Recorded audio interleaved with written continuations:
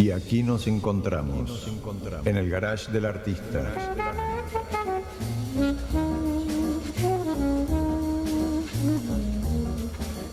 Ya has ingresado, el portón se abrió. Toma asiento, servite algo, disculpa el desorden. Tenemos mucho de qué hablar. Rodeados del calor que emanan los óleos, las fotos colgadas, las esculturas y la plantación de panes, que liberan una energía que inundan mi garage, como las damas de noche perfumadas inundan mi jardín. El garage del artista, que aún mantiene su belleza como un templo sagrado, pues invocan a las fuerzas invisibles para proteger su estancia. Y así se colocan signos y objetos que sirven como talismanes protectores. En sus muros cuelgan panes clavados, como también en el tejado y alrededor de la chimenea, para impedir el ingreso y ahuyentar a los malos espíritus. Pero sentite resguardado, estamos celebrando, estamos juntos. Damos comienzo así a este diálogo, a esta tertulia de amigos, aquí, en el garage del artista, con quien les habla Fernando Quirós.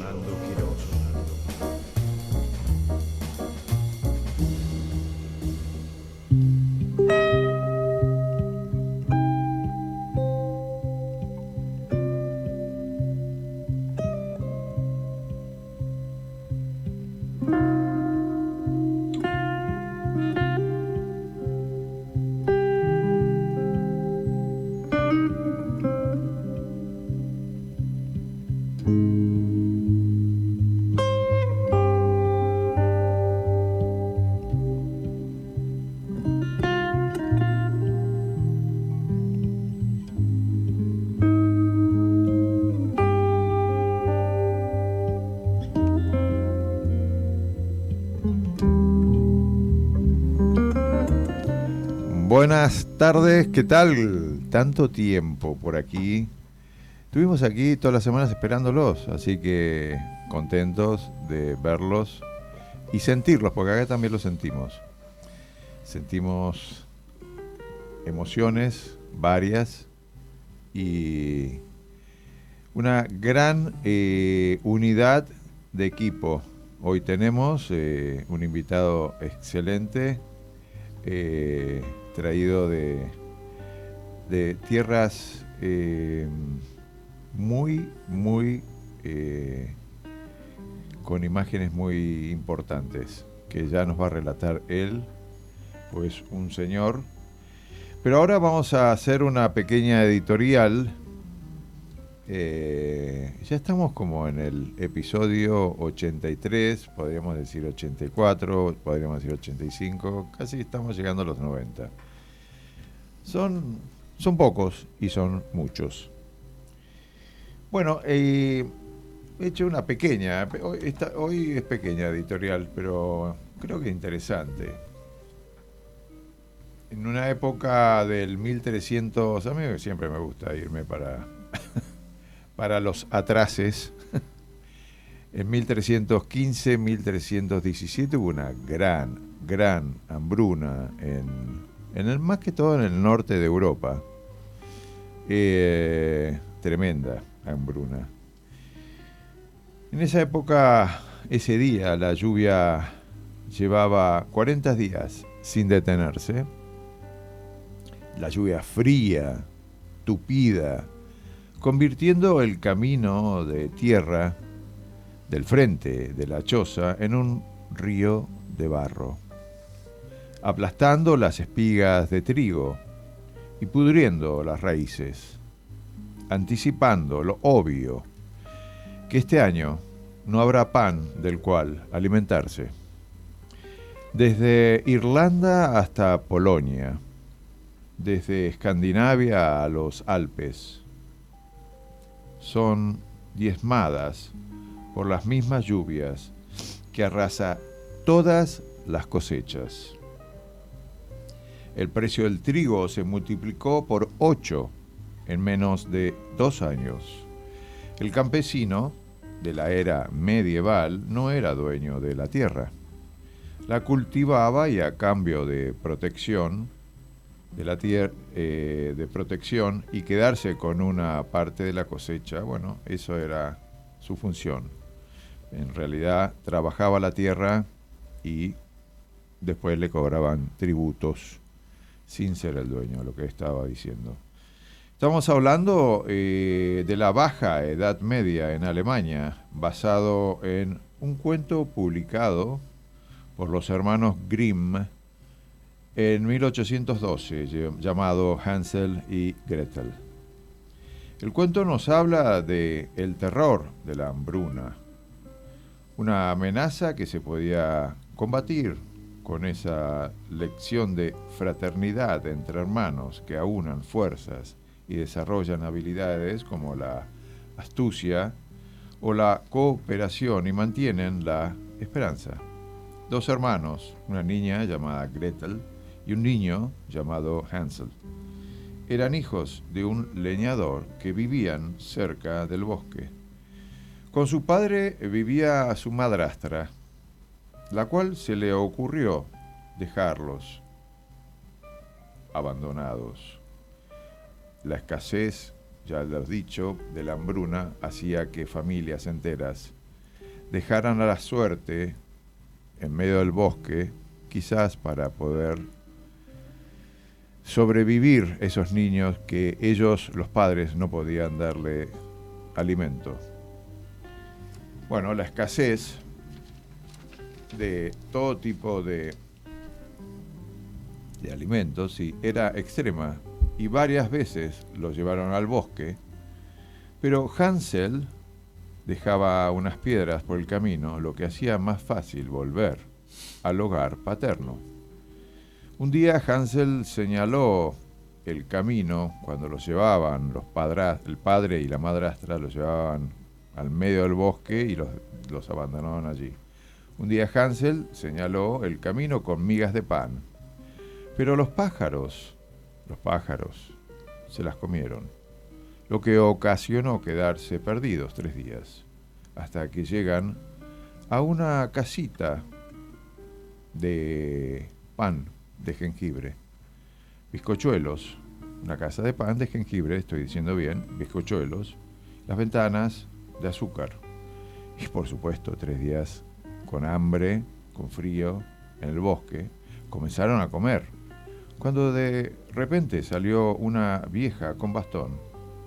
Los invitó, por supuesto, a pasar con una actitud bondadosa.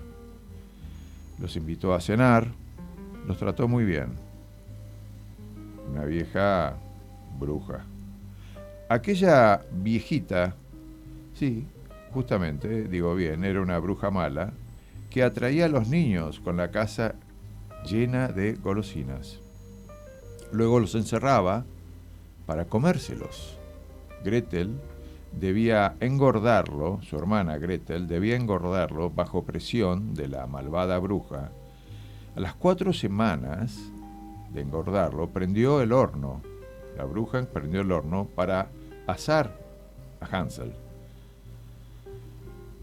La mujer la bruja metió la cabeza en el horno para ver si estaba caliente. Y Gretel, en ese momento, la empujó y cayó la bruja dentro del horno y cerró la puerta. Gretel cerró la puerta, buscó y liberó a su hermano, que estaba encerrado en una jaula, y se llevaron, bueno, dentro de la casa aparte había perlas brillantes, y se llevaron todo eso que la bruja tenía escondido en la cabaña. Intentaron regresar a casa del padre, esta vez con éxito. El padre se puso muy contento a ver a sus hijos, habiendo enviudado de la madrastra hacía poco. Se habían vuelto en ese momento ricos y vivieron los 3 juntos felices. Las migas del pan son, bueno, son el símbolo de la vuelta a casa, del sendero, que puede asociarse al hilo de Ariadna, donde Ariadna, hija del rey Minos en Creta, le entrega a Teseo un ovillo de hilo rojo para marcar el camino de regreso, simbolizando la conexión con la seguridad y la salida de la incertidumbre. Esto sería un cuento abreviado con una moraleja muy interesante que me gustaría discutir con mis compañeros, los conductores de este programa. Mache Pose, le doy la bienvenida a Mache Pose y Horacio Alba. ¿Cómo están, chicos? ¿Cómo estás? Acá ¿Cómo estamos. estás? Siempre es lindo escucharte en una tarde de invierno, más que nada. Muy bien. Sí, ¿Cómo estás, Horacio? Bien. Bienvenidos. ¿Qué decís? Fuerte, creo. Sí, esto existió, aparte de ser un cuento de hadas, pero entre comillas. Quizás, no sé, puedo llegar a ser como una digamos, como que puede ser una historia que se viva perfectamente o que la estemos viviendo hoy en el presente también. Epa, a ver. ¿No? Por supuesto. No, por esta cosa de más allá del mensaje de la incertidumbre, ¿no?, que estás tirando. Sí. Me imagino también que en esa unión de hermandad, porque me parece que es un cuento de hermandad. Claro. Creo que hoy fraternidad sobrevivimos los que realmente podemos tener una comunión de hermandad. Pero si cada uno hace las cosas por su cuenta, quizás a lo mejor son sobrevivientes en algún punto, ¿no? Claro. Y me gustó también como mensaje, quizás esta cosa de que hoy creo que necesitamos más hermandad que nunca y estar juntos. Totalmente. Y este cuento así lo relata. No sé. ¿Qué te parece, Horacio? El contrapunto que siento primero es un poco esta suerte del abandono infantil, esta cosa que a veces nos toca ver a diario. Uno no aprende a ser padre y a veces aprende a los golpes, ¿no? Pero ahí también hay un juego ahí de contrapuntos, ¿no? De claroscuros, diríamos, de contrastes, si hablamos fotográficamente hablando, de blancos y negros. Y por otro lado vemos la sabiduría de los niños también de hacerse nuevamente de una fortaleza para poder encontrar nuevamente el camino y volver, ¿no? Totalmente. Entonces ahí, digamos que esa pero hermandad... vuelven al padre, a ese padre... Bueno, ese padre quizás para... sometido, digamos, a una bruja, ¿no? Bueno, quizás Bueno, también... a la madrastra. Claro, pero También. bueno, padre, digamos... Acá... hay una lectura ahí también, ¿no? No Pero cabe bueno, duda, pero digo, ante la adversidad, la sabiduría también de los niños y esa sabiduría infantil, que bueno, hay un grado de intuición, hay un grado de mirada, de fuerza.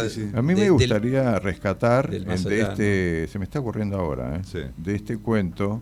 Fíjate vos, la madrastra mala, porque el padre no los quería llevar al bosque, era la madrastra.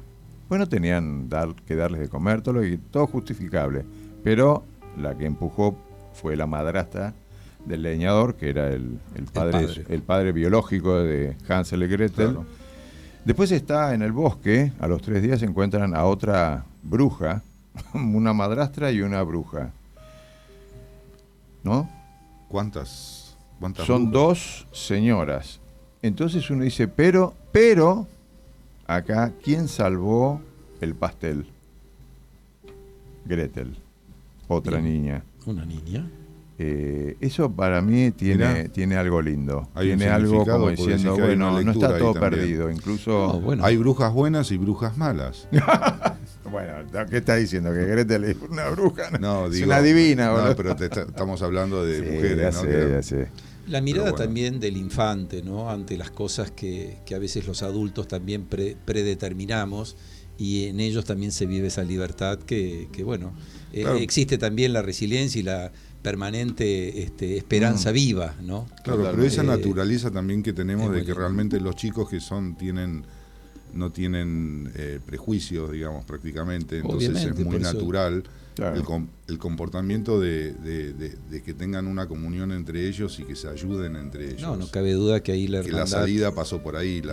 no cabe duda. Sobrevivieron porque se unieron y por astutos. Sí, quizás lo que le sobró a uno le faltaba al otro. Hoy, claro, que es lo que nos falta hoy, ¿viste? Hoy ves tanta grieta, tanta ¿Qué cosa será de esos niños, no? Hoy en día ya adultos, también... Y bueno, no olvidemos también la hambruna, ¿no? Del momento y...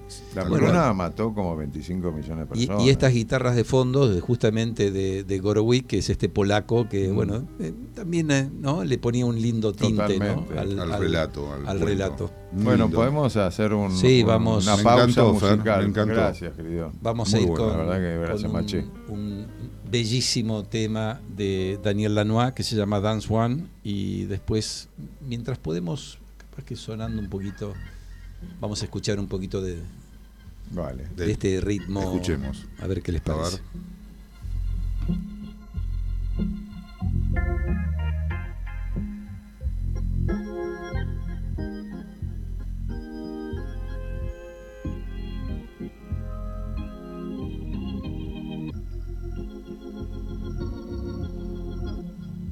If you feel like you wanna dance, go ahead and do your dance. Dance on, dance on, dance on, yeah. Dance on. If you feel like you wanna sing, singing may be your thing. Sing on, sing on, sing on, yeah. Sing on. And if you feel like you wanna shout, got something to shout about, shout on, shout on, oh, yeah, shout on. And if you feel like you wanna love,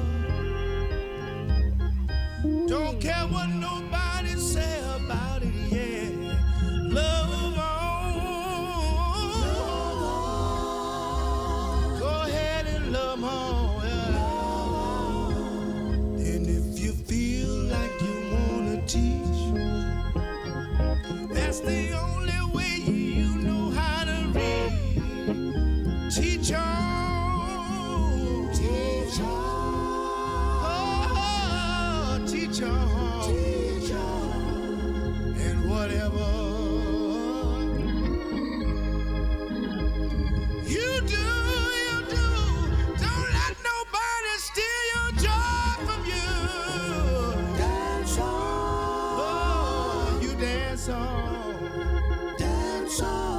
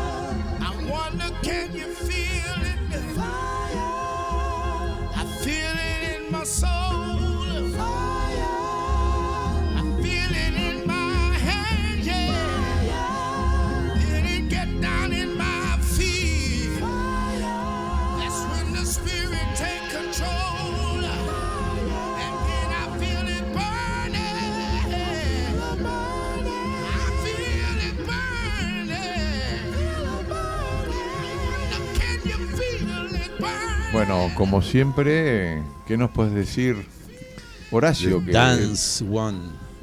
Flesh and Machine. Daniel Lanois, 2014. ¿Y la mujer? La mujer es gospel. Él es un músico, productor de Bob Dylan, productor de Peter Gabriel, productor de, coequiper con Brian Eno. Tiene la particularidad Lanois que ha sido uno de los inventores de sacar a los músicos de los estudios y meterlos en casas, en campos, en castillos, en lugares donde hacerlos sonar como sonaban en los garages de sus lugares de ensayo. Como en el garage del artista. Obviamente, ahí está el espíritu un poco. Y él ha traído un poco esta suerte se llama pedal steel, que es esa guitarra un poco como un banjo que hay atrás. Claro. Y es un enamorado también de estos coros tipo gospel, medios como religiosos. Buenísimo, ¿no? Sí. Así que Dan Swan. Antes de que presentes al invitado, ¿cómo no? Quiero saludar hoy a Diego Cases, su cumpleaños. La pasamos de primera noche. La pasamos bárbaro, no sé, se mandó un. Quiero mandar un gran saludo también a Jorge Otermina Aguirre, que nos está escuchando, y le mandamos un gran cariño. Gran pintor argentino, ¿no? Bien. Referente. Sí.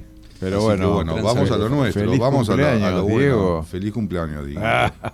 Un gran saludo para Diego. No lo conozco, abrazo. Pero me han hablado bien de él. Un divino. Va a venir. ¿Va a venir? Ahora está de viaje, se está yendo el miércoles. El miércoles se va, pero bueno, se va vuelve al viejo continente y vuelve y para la vuelta lo vamos a tener. Lo tendremos. Bueno, y hablando de altos contrastes y de claroscuros, así que lo dejo a mi querido amigo Fernando para hablar de nuestro invitado. ¿A quién tenemos? A ver. No, bueno, tenemos sí, ahí. Contame un poco, ¿de qué se trata? A un fotógrafo. Es fotógrafo, sí. Sí, bueno, un fotógrafo muy especial que, tiene apenas 20 años. Mirá. Vos pusiste esa pena. Estoy sorprendido. Se ha convertido en una de las voces más prometedoras de la fotografía documental argentina. Ajá.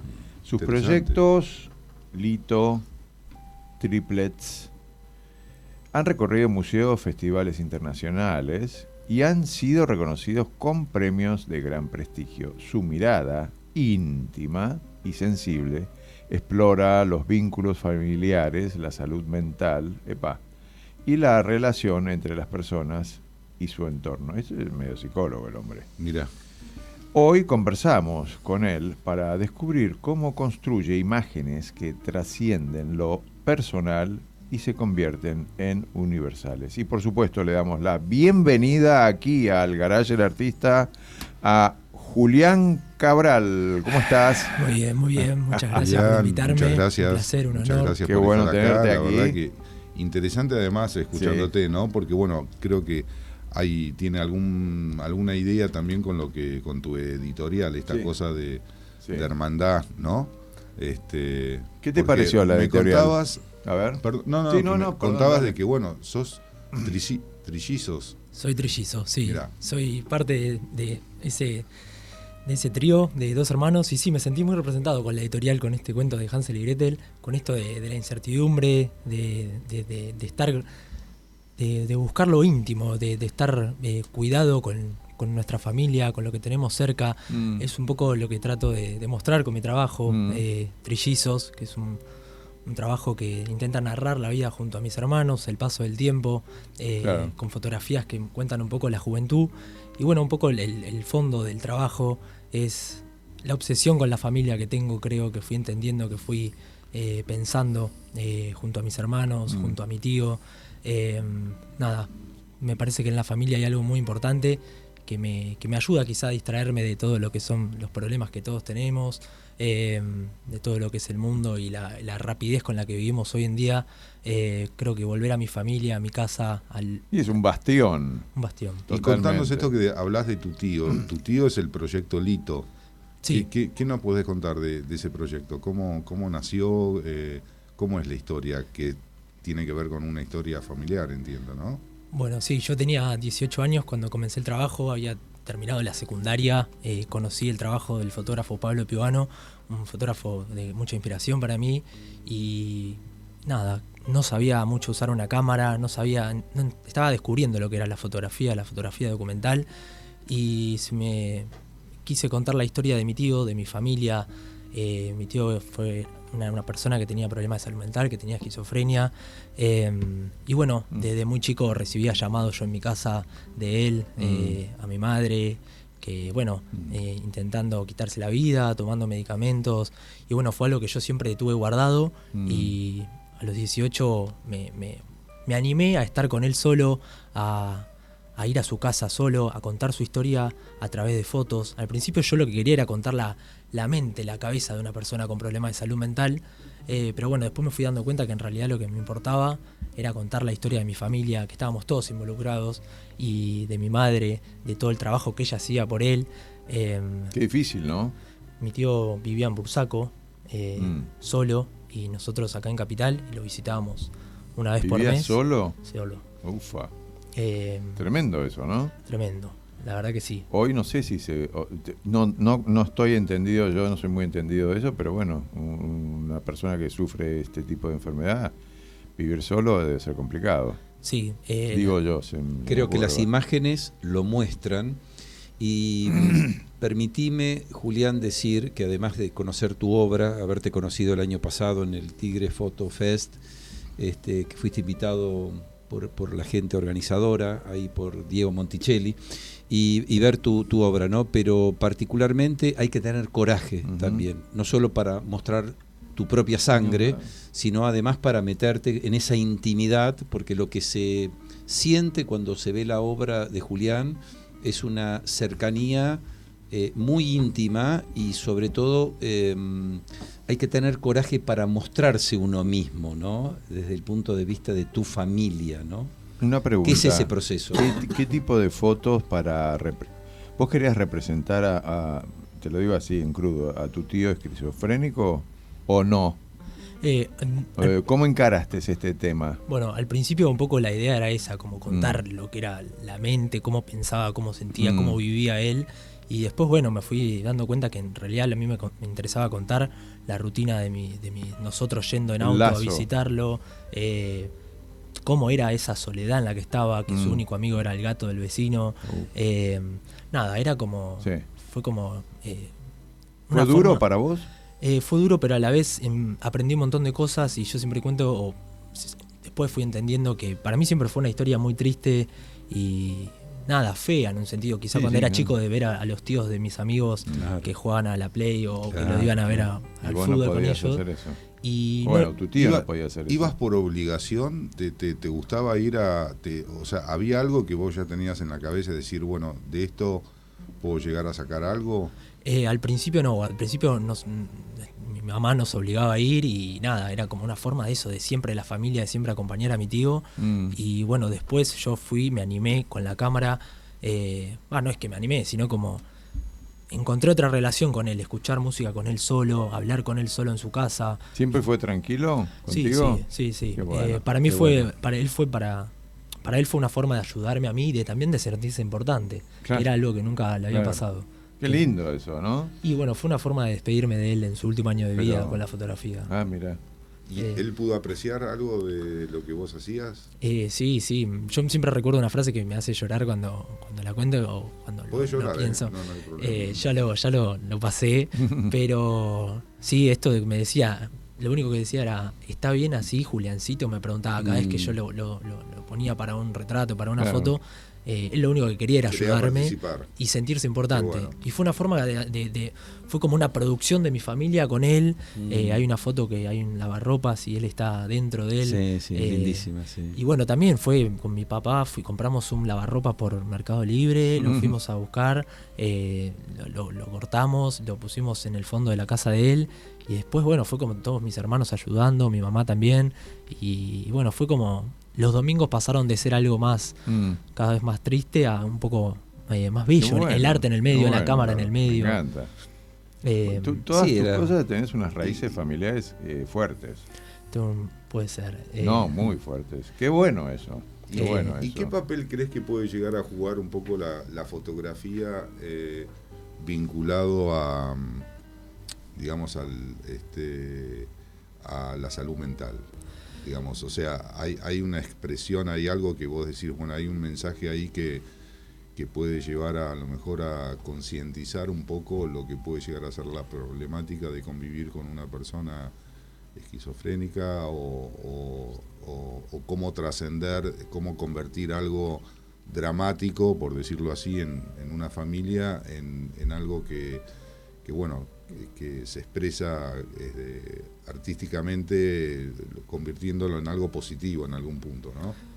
Y bueno, para mí eso siempre fue una de las claves de lo que estaba contando, de cómo contarlo, de qué estoy contando. Siempre tuve el miedo de, yo no soy una persona totalmente capacitada en salud mental, mi madre es psicóloga, entonces viene un poco también por ahí la cosa. Pero bueno, nunca me sentí una persona que pueda hablar del tema, pero lo que yo vivía ahí y lo que yo vivía de mi tío era algo que yo sabía, que lo vivía todos los días y que eso lo podía mostrar con las fotos.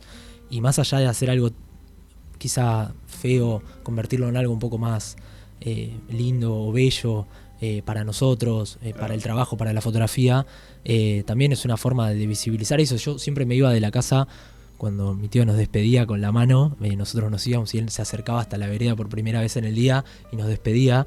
Y para mí era como, siempre me preguntaba, ¿esto tiene que ser así? O sea, hay otra opción para su vida, o sea, es la vida que le tocó. Mi mamá también siempre ella se posicionó en esa situación, pero bueno, como que hasta el día de hoy me pregunto cómo podría haber sido su vida un poco mejor. Pero bueno, en esas circunstancias mucha gente se sentirá representada, es o cuidarlo vos o dejarlo en algún lugar quizá más abandonado o con profesionales, pero bueno, para mí fue una forma de visibilizar la problemática y también de... Y también manifestar una cierta contención también familiar hacia totalmente. él, ¿no? Y desde el punto de vista fotográfico, permitime, Julián, decir, si es así, que es una cámara no invasiva, es una cámara puesta como en un segundo plano, claro, donde la acción habla por sí natural, sola. Sí, sí. No está entrometida, está acompañando. Sí, sí, sí. Hay mucho de Sergio Larraín también, ¿no?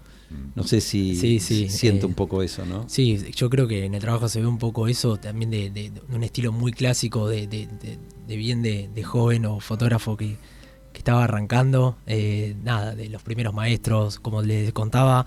Para mí, yo había conocido el trabajo de Pablo Piovano muy recientemente y bueno, fue como una forma también de llevar mi ojo, que había tenido la cámara la tenía hace un año, 2, y fue como una forma también de llevar ese estilo clásico a esta historia, que bueno, después me preguntaban por qué el blanco y negro, por qué este tipo de contrastes, y era un poco lo único que sabía hacer y la forma que tuve de contarlo. Bueno, pero qué buen arranque, ¿no? Porque podrías haber hecho lo que sea como elección tuya como fotógrafo, pero sin embargo te metiste como en profundidades, como decir, como un antropólogo que va, viste, haciendo buscando abajo de la tierra.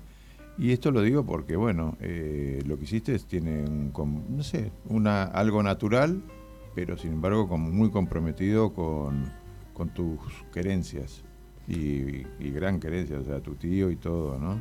Supongo y hacer algo de eso. Y hacer algo de eso artísticamente, o sea, también, claro, ¿no? Me parece que ahí está un valor. Varios balones.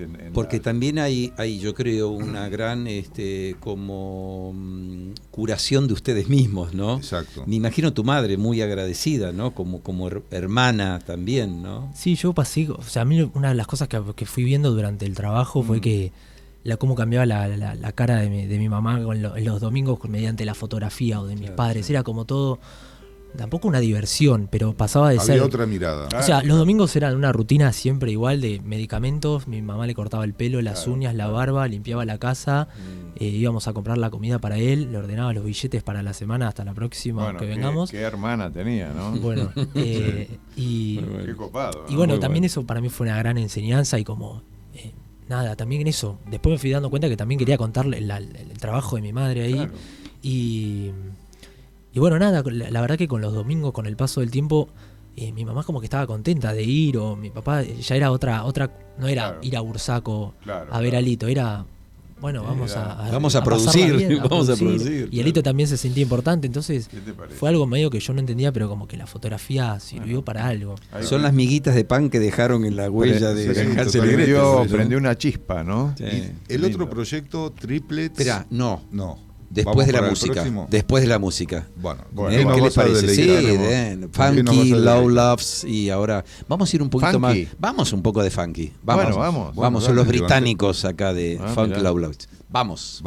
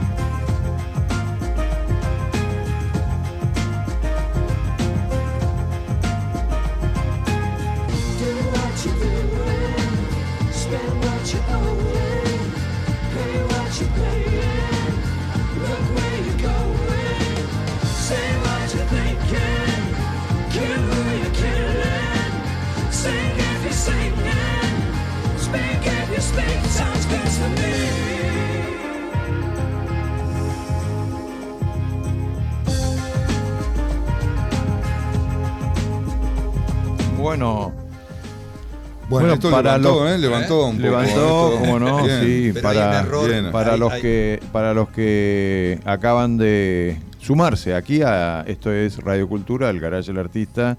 Estamos con un invitado de lujo, Julián Cabral. Así que súmense porque está bastante bueno. ¿Qué decías, Horacio? No, simplemente quería un error mío porque yo presenté a Funky Loud Lives, pero esto lo que estábamos escuchando era Happy Mondays. Que ¿Error tuyo? No, o de no, de mi guión, porque le mandé la playlist así que bueno, Happy Monday, básicamente es una banda de Manchester. Me pareció que no tenía nada que ver, pero no te dije nada por respeto. Vamos a terminar con Love Lives después. Dale. Pero digo, simplemente para que esa música que escuchábamos, que son fines de los 80, son un poco las inspiraciones de Oasis y varias bandas de Manchester, así que me parecieron que valía la pena levantar un poquitito. Bueno, la seguimos. Cuéntame. Entonces, sí, por supuesto. Mi pregunta, a Julián, esto del otro proyecto, Triplets, si tiene que ver con Lito o es algo, ¿está enlazado? ¿Es otro proyecto? Es otro proyecto, pero que bueno, también tiene ese lazo en común de la familia, de la obsesión con la familia, que es algo que yo muchas veces me pregunté, esta cosa de o quizá habla un poco más de mí, de mi etapa. Yo soy bastante joven y esto que decía un poco antes, es como quizás me siento bastante ignorante, o no me siento tan capacitado para contar otros temas o para abordar mi obra acerca de otras cosas, y lo que yo conozco son mis hermanos, lo que yo vivo es la juventud, y bueno, eso es un poco lo que me interesa hablar con ese trabajo, que aparte de verdad mis hermanos son como lo más importante para mí. Conectamos todo, aparte de que son unos personajes y que es pochoclero el trabajo, tiene una parte mucho más humana y sensible que de verdad que lo siento muy sincero y profundo en el hacer, en el día a día, y lo disfruto mucho. Mirá qué bien. Bueno, te felicito. Gracias. Es interesante, bueno, digamos un pequeño desliz de la producción, porque podríamos haber traído algunas imágenes. Yo quedé corto ahí, no haberle pedido, podríamos haber acompañado. Bueno, pero has estado ahora en Londres también, invitado por Sony, ¿no? Contanos un poco cómo fue esa experiencia. Bueno, tuve el privilegio de ser invitado por Sony Latinoamérica, el equipo de Sony que invitó a varios fotógrafos seleccionados de Latinoamérica a viajar a la ceremonia, la entrega de premios de los Sony World Photography Awards allá en Londres. Y bueno, me invitaron a la exposición donde estuve mostrando mi trabajo Trillizos, una breve selección de fotos de todo lo que es el trabajo a largo plazo. Y nada, la verdad que fue una oportunidad enorme de conocer otros trabajos, de charlar con otros fotógrafos de la región, con estudiantes europeos. Bueno. Nada, la verdad que me sentí ¿Te gustó Londres? Aparte de la... Me gustó, sí. ¿Tuviste tiempo de recorrer? Tuve una semana, bien, pero bueno, bien. Sí, lástima el inglés un poco, pero estuvo bueno. Me están llegando preguntas. Tengo acá 2 preguntas. ¿De este país o de otro? No, de acá, no, del otro no. Capaz que había sido una huella que dejó en Londres. Tengo acá... Sería mucho. Juanito, además se define así, Juanito, ¿no? Pregunta, ¿cómo ves el rol de la fotografía documental en un mundo saturado de imágenes digitales? Bueno, me parece... Pobrecito, ¿cómo le hacen esa pregunta? Bueno, no sé. No, me parece...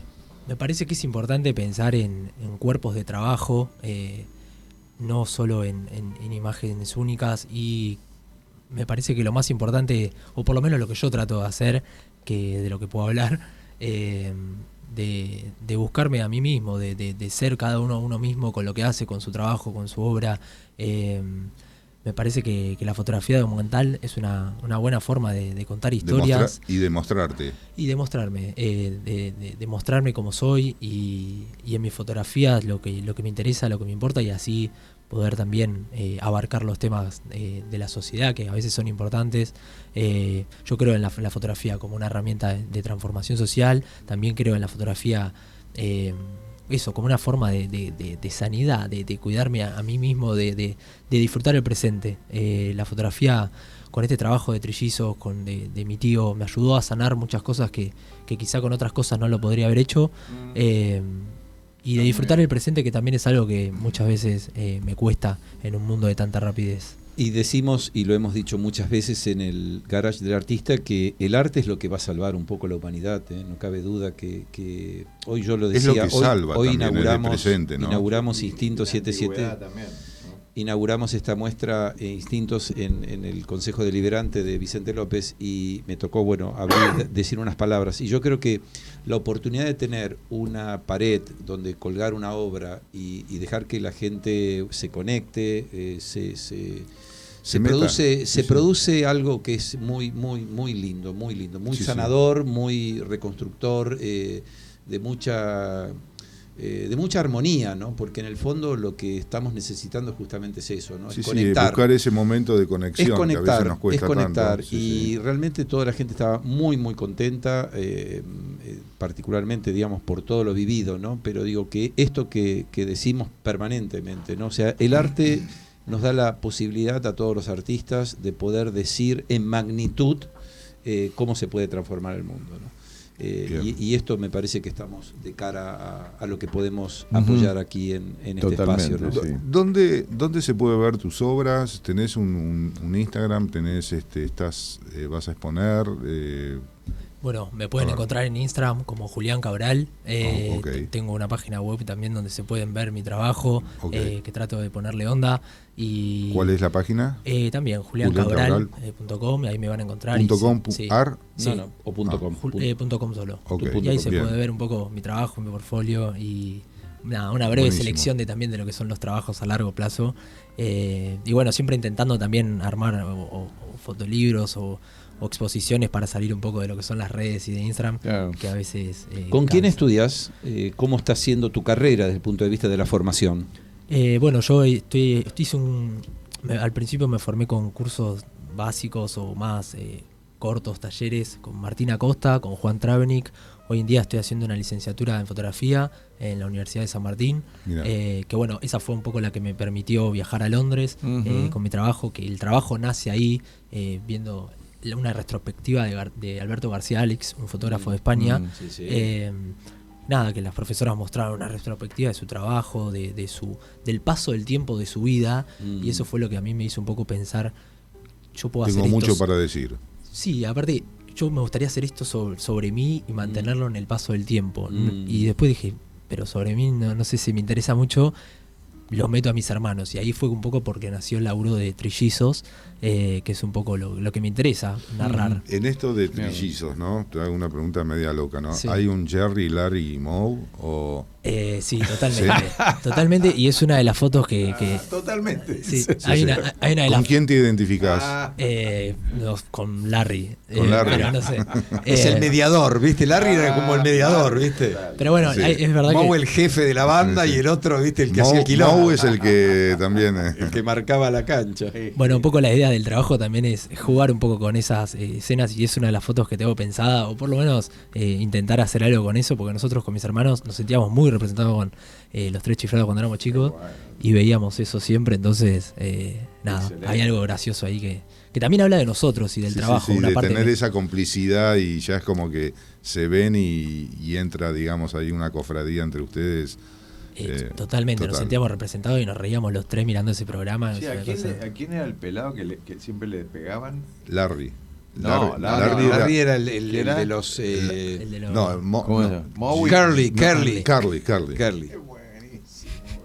Claro, que Jerry siempre había un era el de los tercero que pelos. cambiaba. Curly, Moe y Larry eran los indiscutidos, pero después sí había algunos cambios que andás a ver cuáles eran. ¿Quién no vio Los Tres Chiflados? Por Dios. Bueno, y nosotros, vimos los originales en blanco y negro allá por los 70, ¿no? Pero bueno, tengo las pim-pam de preguntas. Dale, ¿vamos ahora? ¿Vamos ya? ¿Tenemos tiempo? Sí, bueno, preguntitas cortitas. ¿Cuál fue la primera foto que te marcó? Si tengo que decir una, no sé, pero alguna de Pablo Piovano. El trabajo del costo humano de los agrotóxicos de Pablo Piovano. Ok. ¿Quién o qué te inspira hoy? También. Ahora me estoy nutriendo un poco de afuera, pero los artistas argentinos o los fotógrafos argentinos es algo que me siento muy conectado y me conectan.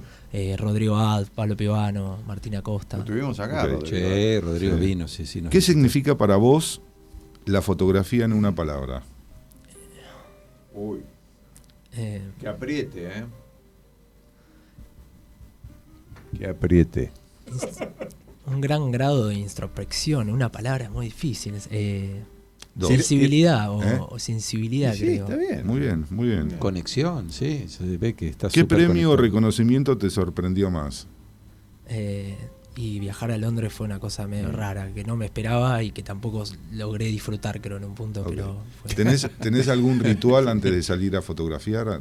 ¿Te haces alguna historia? O antes de salir a fotografiar o encargar un laburo.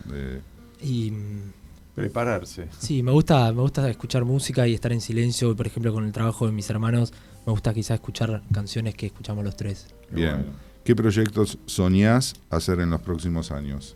Me imagino continuando el laburo de mis hermanos y me interesa contar historias también quizás más del día a día. No sé, yo fumo mucho cigarrillo y me gusta pensar, no sé, en una historia en la cual, sí, a veces estoy fumando y pienso, ¿qué pasa si tiro el cigarrillo y explota algo? Y es como cosas del día a día que quizá no son ni fotografía documental ni fotografía artística, pero que nada, que cosas que quizás no se cuentan mucho, pero que pueden ser interesantes fotográficamente.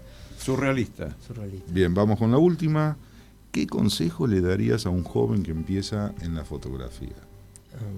Yo no creo ser un gran persona para dar consejos, pero a mí lo que me sirve mucho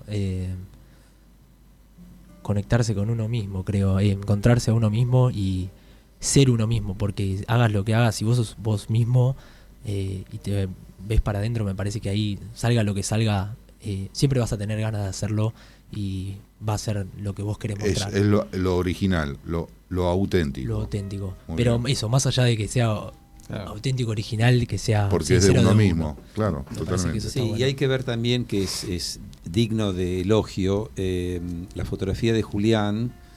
Además es una fotografía considerada una fotografía directa, o sea, es lo que él procesa en la cámara. Hay poca postproducción, digo, más allá de un revelado, digamos, que el ordenador hoy produce. Pero, ¿analógico o digital? Digital, pero podría ser analógico. O sea, porque, sí, por el tipo de foto que veo. Por el tipo de foto, es una posición, es la cámara, no es algo invasivo. Ves una situación que solo él está viendo, ¿no? Claro. Y eso es muy lindo, es muy Sergio Larraín, ¿no? Muy Sergio Larraín. Digo, perdón que ponga un artista extranjero, pero bueno, para mí es un admirado, ¿no? Sí. Y acá no hay extranjeros, somos todos artistas. Somos todos universales. Entonces, si es chileno, es argentino. No, lo dije simplemente por su moción argentina, digo, que también hay grandes acá. No hay fronteras. Facundo de Subiría también. Sí, otro estilo, pero mandamos un saludo. Un gran amigo. Una gran persona. ¿Con qué nos vamos? Nos vamos a ir ahora con el funky. Pero aparte muy agradable. Gracias, Julián, por la visita. Muchas gracias por invitarme. No, gracias. Dice que es tímido y que está, pero no se nota para nada. Nada de eso se ve. Al contrario. Gracias por invitarme, porque siendo tan joven lo valoro un montón que me den la oportunidad. Y vas a ver cómo te van a empezar a llamar en las redes. Esto explota. Salir de acá, sí. Pero aparte es lindo, ¿no? Sentir el backstage de y conocer. Para nosotros, conocer siempre. Una vez por semana conocemos a alguien. Nosotros aprendemos un montón. Increíble. Acá. Sí, está muy bueno. bueno. De Manchester nos vamos a Londres con Funky Love. Y así que bueno, no sé ahí si hay alguna cuestión ahí que podamos compartir esta semana. Estuvimos también en Husek, muy lindo, con una muestra que vale la pena ir a ver. A la Tere Fernández Mouján con Pablo Frache, un gran escultor, se los recomiendo. Buenísimo. Se los súper recomiendo. Y bueno, y estamos en el honorable Consejo Deliberante de Vicente Horacio. López. Vamos con Tuti ahí. Instinto 777. Tendremos que hablar también en exclusiva por la Bienale de Venecia. La próxima. Vamos a ver. Bueno, te agradezco. Vamos a tener enviados. Agradecemos todos haber venido aquí a participar en el Garage del Artista. Buenísima, me encantó. La verdad que sí. Gracias, Julián. Gracias a ustedes. Nos vemos el lunes que viene aquí, en el Garage del Artista. Por Fernando Quirós. Through stars.